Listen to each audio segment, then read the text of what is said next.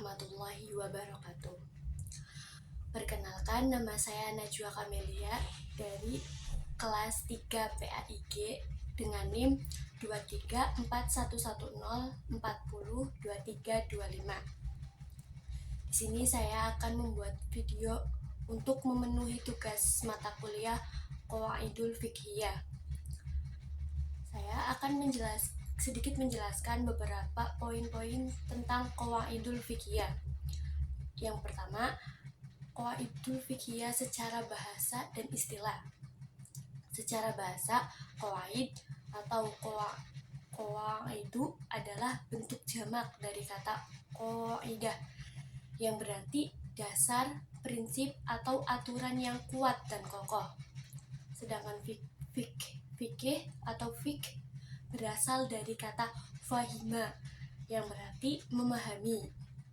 Fikih berarti pemahaman mendalam mengenai hukum-hukum Islam.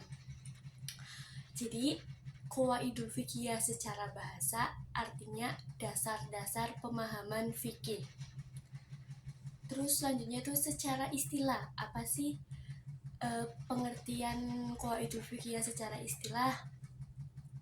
Secara istilah, Qawaidul Fiqhiyah adalah prinsip-prinsip dasar dalam fikih yang digunakan untuk memecahkan masalah-masalah hukum yang timbul, baik yang bersifat umum maupun khusus.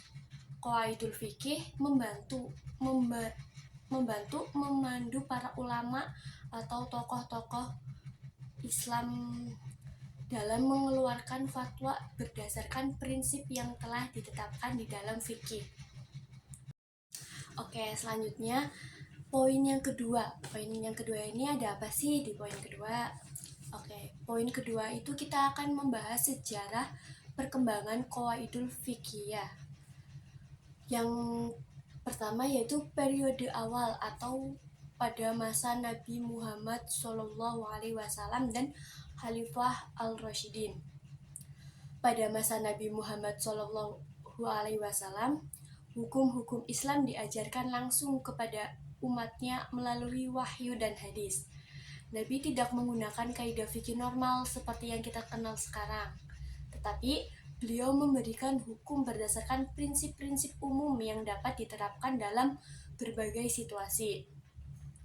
Para sahabat yang kemudian menjadi pemimpin Islam atau yang biasa kita sebut itu Khulafaur Rasyidin menerapkan hukum dengan cara yang fleksibel sesuai dengan kondisi yang dihadapi, karena kan setiap harinya, setiap detiknya, setiap masanya itu kan memiliki kondisi yang berbeda-beda. Terus yang kedua, periode tabi'in dan tabi al-tabi'in. Setelah masa sahabat selesai, dilanjutkan pada periode tabi'in atau generasi setelah sahabat dan tabi al-tabi'in. Muncul kebutuhan untuk menyusun dan mengembangkan prinsip-prinsip hukum Islam karena wilayah kekuasaan Islam yang semakin luas dan kompleks, sehingga masalah yang dihadapi itu juga semakin luas dan kompleks. Terus para ulama mulai menyusun nih kaidah-kaidah hukum Islam meskipun masih bersifat lebih pada interpretasi kasus per kasus. Terus yang ketiga, perkembangan sistem fikih pada abad kedua hingga abad keempat Hijriah. Jadi perkembangan sistem fikih itu terjadi pada abad kedua hingga abad keempat Hijriah. Pada abad kedua hingga keempat Hijriah, terutama setelah munculnya mazhab-mazhab fikih. Apa aja sih mazhab-mazhab fikih itu? Yang pertama ada mazhab Hanafi, Maliki, Syafi'i, dan Hambali. Jadi semenjak saat itu ilmu fikih itu berkembang pesat. Nah, disinilah mula-mula kaidah fikih atau Qawaidul Fiqhiyah disusun secara lebih sistematis. Beberapa kaidah yang terkenal pada masa ini yaitu antara lain yaitu yang pertama ada al-maqasid al-syariah yang artinya tujuan-tujuan syariah. Terus yang kedua al-usul al-fiqh atau prinsip-prinsip dasar fikih. Nah, dalam periode ini, para ulama mulai merumuskan kaidah-kaidah umum yang dapat diterapkan untuk menyelesaikan masalah hukum yang baru muncul. Karena masalah-masalah itu kan pasti akan sering muncul ya, walaupun mungkin patokan kita seperti Nabi Muhammad SAW sudah tiada, tetapi masalah-masalah itu bakalan sering muncul dengan berbagai macam atau berbagai ragam masalah. Terus memberikan panduan bagi penerapan hukum Islam di berbagai kondisi. Terus yang keempat nih, munculnya qawaidul fiqhiyah pada abad ke-4 hingga ke-7 Hijriah. Qawaidul fiqhiyah itu muncul pada abad ke-4 hingga ke-7 Hijriah. Perkembangan qawaidul fiqhiyah semakin pesat seiring dengan munculnya berbagai masalah hukum baru yang tidak dijumpai pada masa Nabi atau para sahabat. Para ulama mulai merumuskan nih kaidah-kaidah yang lebih komprehensif dan bisa digunakan untuk menerapkan hukum di luar Al-Quran dan hadis, karena kan tidak semua masalah atau semua masalah-masalah yang terjadi itu sudah dituliskan dalam Al-Quran kan, karena ada yang berbeda lah.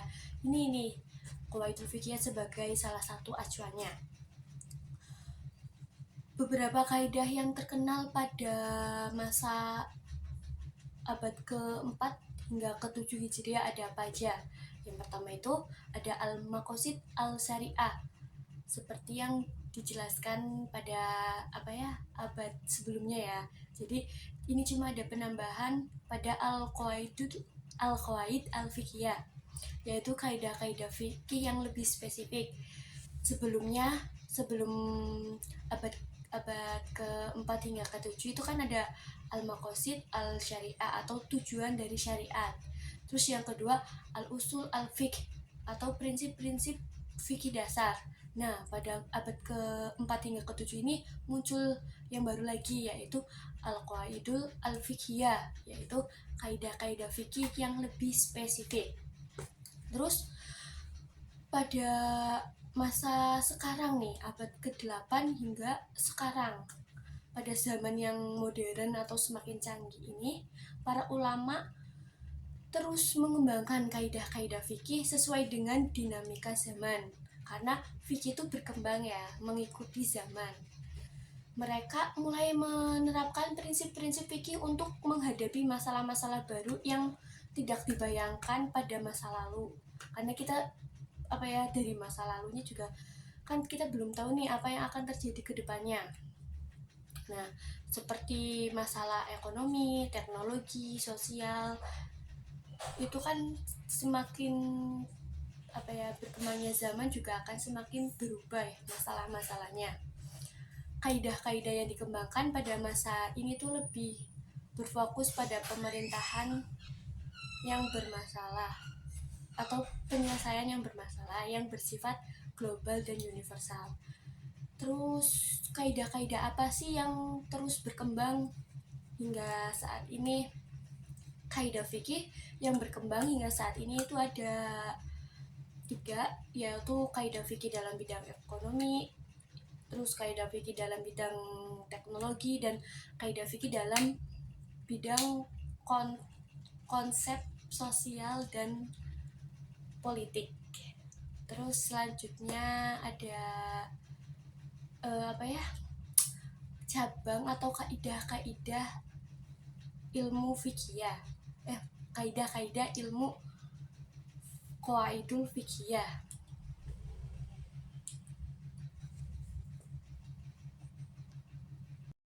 Seperti yang sudah saya katakan, kita akan membahas 5 kaidah pokok dalam qawaidul fiqhiyah beserta contohnya. Apa aja sih kira-kira isi dari 5 pokok kaidah al-qawaidul fiqhiyah? Apa aja sih isinya? Yang pertama ada al-masyaqqah tajlibu al-taisir, artinya kesulitan mengundang kemudahan. Apa sih yang dimaksud kesulitan mengundang kemudahan itu? Jadi kesulitan mengundang kemudahan adalah memiliki makna kesulitan dalam kehidupan bisa membawa kemudahan dalam melaksanakan syariat atau melaksanakan ibadah gitu loh. Misalnya contohnya nih, Agus dalam perjalanan jauh dan tidak dapat menemukan air untuk wudhu, maka Agus itu boleh untuk bertayamum. Terus kaidah pokok yang kedua, ada apa sih pada kaidah pokok yang kedua? Kaidah pokok yang kedua ada al yakun la yazalu bi al syak. Artinya keyakinan tidak bisa dihilangkan dengan keraguan. Sekali lagi, pada kaidah pokok yang kedua itu ada al yakun la yuzalu bi al syak, yang artinya keyakinan tidak bisa dihilangkan dengan keraguan. Apa sih yang dimaksud keyakinan tidak bisa dihilangkan dengan keraguan? Yang dimaksud ini adalah bahwa sesuatu yang sudah diyakini tidak bisa dibatalkan hanya dengan keraguan gitu. Kayak kita udah yakin nih, tapi keyakinan kitanya itu tidak bisa dibatalkan hanya ada rasa keraguan-raguan. Misalnya saya sholat maghrib, tapi saya bingung kayak ini rakaat keberapa ya, rakaat kedua atau rakaat ketiga gitu kan. Nah, saya lebih yakin ke rakaat kedua, tetapi saya juga ragu-ragu. Sebenarnya saya juga udah rakaat ketiga nih. Nah, berarti yang diambil adalah rakaat kedua karena yang diyakini. Karena keyakinan tidak bisa hilang dengan keraguan. Terus yang ketiga, yang kaidah pokok yang ketiga ini ada kaidah apa sih? Jadi kaidah pokok yang ketiga itu ada al-umur bimaqasidiha. Artinya segala sesuatu dinilai berdasarkan tujuannya. Yang dimaksud segala sesuatu dinilai berdasarkan tujuannya itu apa ya? Jadi yang dimaksud segala sesuatu dinilai berdasarkan tujuannya yaitu mengajarkan bahwa tindakan yang dilakukan harus dilihat berdasarkan niat dan tujuannya. Misalnya, puasa di bulan Ramadan dihukumi sebagai ibadah wajib karena niat untuk beribadah kepada Allah meskipun kita ada rasa lapar nih. Nah, terus kaidah yang keempat, ada apa sih di kaidah pokok al-qaidul al-fiqhiyah? Di kaidah keempat ada di kaidah keempat ada al-darar waladirar.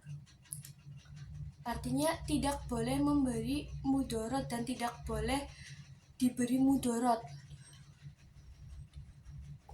Nah, kaidah ini tuh membahas apa sih atau artinya apa sih? Jadi kaidah ini tuh menekankan bahwa tidak boleh melakukan sesuatu yang membahayakan diri sendiri atau orang lain. Contohnya, jika seseorang meminjamkan uang tanpa niat baik dan menyebabkan kerugian, itu termasuk dalam larangan dalam Islam. Misalkan contoh ini tuh maksudnya tuh misal saya meminjamkan uang ke teman saya, tetapi itu bukan hanya semata-mata saya memberi uang percuma-cuma gitu loh, cuma-cuma gitu. Pasti saya akan meminta imbalan kepada teman saya. Nah, itu tidak boleh karena itu mempersulit teman saya. Karena kan di sini kaidah di sini tuh membahas tidak boleh memberi mudorot dan tidak boleh diberi mudorot gitu kan. Terus kaidah yang terakhir nih, 5 pokok kaidah al-qaidul fiqhiyah yang kelima. Ada al-mataru la yusibbu al-azim. Artinya kesalahan kecil tidak menyebabkan hukuman besar. Apa sih yang dimaksud al-mataru la yusabbibu al-azim? Apa sih yang dimaksud itu kesalahan kecil tidak menyebabkan hukuman besar? Jadi yang dimaksud pada kaidah ini menyatakan bahwa kesalahan kecil tidak boleh dihukum secara berat. Contohnya,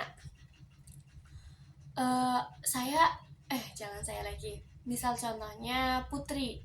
Putri lupa atau tidak sengaja berbicara saat sholat. Lah, Putri hanya perlu sujud syahwi, tidak perlu mengulang sholat, gitu kan? Karena kesalahan kecil tidak menyebabkan hukuman besar. Jadi cukup sekian presentasi dari saya. Apabila ada kesalahan atau salah-salah kata atau kurang berkenan di hati Pak dosen atau di hati kalian yang menonton, saya mengucapkan meminta maaf sebesar-besarnya. Mohon maaf apabila terjadi kesalahan. Wabillahi taufiq wal hidayah. Wassalamualaikum warahmatullahi wabarakatuh. Sampai jumpa lagi.